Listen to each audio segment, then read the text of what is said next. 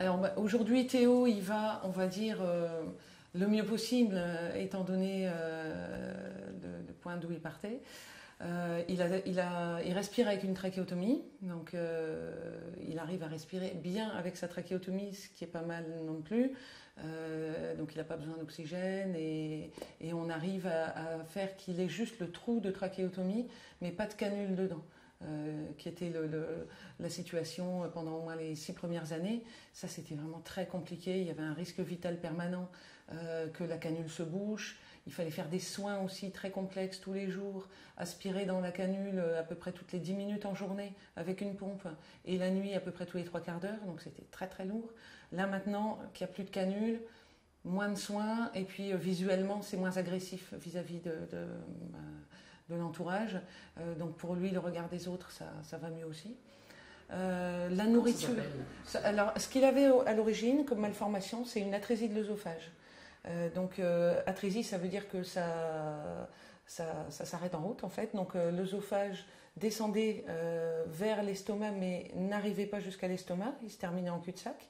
Donc, tout ce qu'il pouvait avaler, même ne serait-ce que la salive, ça ne pouvait pas partir dans l'estomac, donc ça remontait, et hop, ça passait dans la trachée, et ça allait dans les poumons. Donc ça ne marche pas du tout. Et ça, pardon, hein, du coup, ça ne se soigne pas, ça ne se guérit pas? Ça s'opère, en fait. Donc en fait, c'est des tuyaux, des problèmes de tuyaux. Donc le morceau d'œsophage aussi qui montait de l'estomac, lui, il se branchait sur la trachée.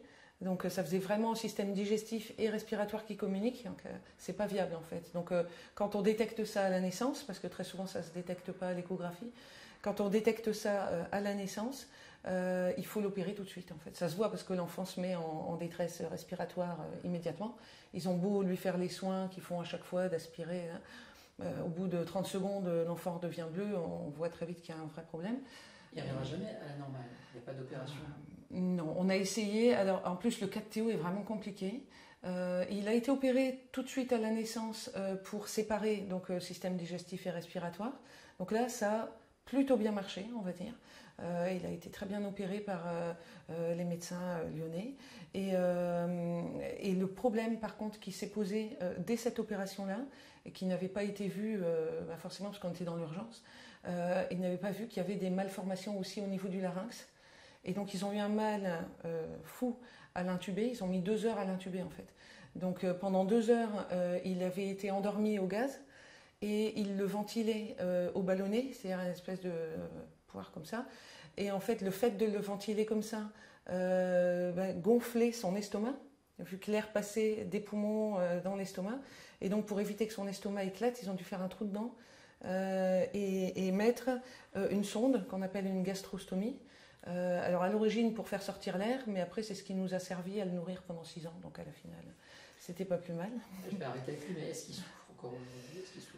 Et, alors au quotidien, il est super costaud, quoi. Vous allez le voir. Donc il s'adapte, il a une capacité d'adaptation hallucinante. Il souffrait beaucoup quand il y avait la canule, à la fois physiquement et puis du regard des autres. Il a beaucoup souffert de manger, c'est encore difficile pour lui de manger. Mais là aussi. Il ne peut pas se doucher, prendre de bain, c'est difficile. Il se douche, mais il a développé une technique bien à lui pour essayer de se mettre d'une façon à 4 pattes, en fait, tout simplement, de façon à pouvoir se rincer les cheveux sans que ça aille dans la trachée. Enfin, il est très créatif, même quelquefois trop créatif pour les médecins.